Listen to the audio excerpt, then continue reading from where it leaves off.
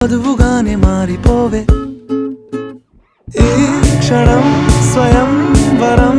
ఇవాళ సంబరం ఈ క్షణం స్వయం వరం ఇవాళ సంవరం వీడుకోలు లేని తోడు అంది స్వాగతం ఈ క్షణం స్వయం వరం ఇవాళ సంబరం